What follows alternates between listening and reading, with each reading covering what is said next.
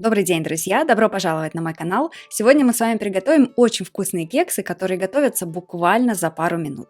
Их можно испечь в виде вот таких небольших капкейков, либо в форме большого кекса или пирога.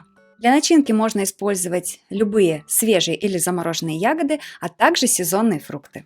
Итак, в чаше миксера соединяем 4 яйца, 160 грамм сахара. Если будете использовать кислые ягоды для начинки, сахара можно чуть больше добавить. Щепотку соли и взбиваем миксером 2-3 минуты на максимальной скорости. Подробный рецепт будет в описании под видео. В итоге должна получиться вот такая пышная, светлая масса.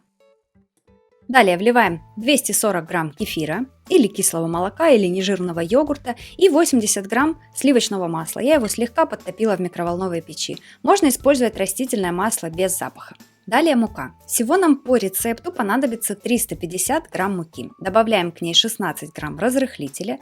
Перемешиваем с помощью венчика, чтобы разрыхлитель равномерно разошелся в муке.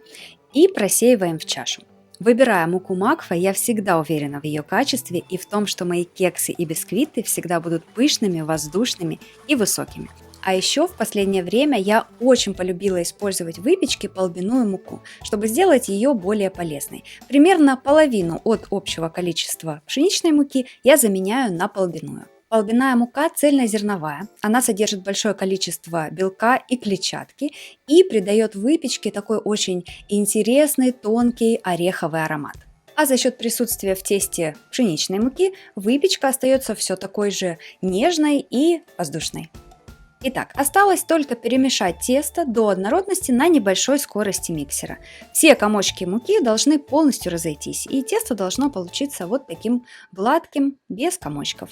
Далее всыпаем 300 грамм начинки. Я буду использовать ягоды свежей голубики.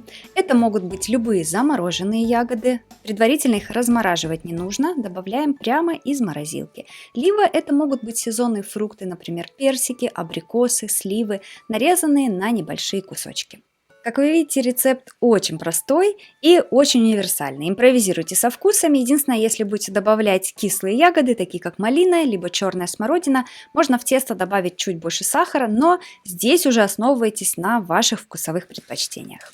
Мне нравится выпекать это тесто в виде небольших кексиков, но также можно использовать обычные прямоугольные, либо круглые формы для кексов. Бумажные капсулы я заполняю примерно на 3/4, потому что во время выпечки тесто увеличивается. Сверху можно украсить ягодами, присыпать миндальными лепестками, это все по желанию.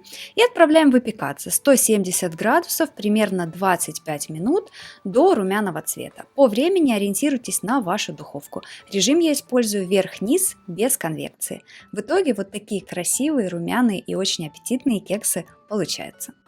Перекладываем их на решетку и даем немного остыть. Кстати, кексы прекрасны и в теплом, и в полностью остывшем виде.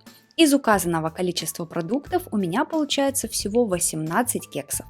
Румяные, ароматные, полезные, очень нежные и очень вкусные. А готовятся всего за несколько минут. Обязательно пробуйте, но я, как всегда, желаю вам удачи на кухне. Не бойтесь экспериментировать. Скоро увидимся.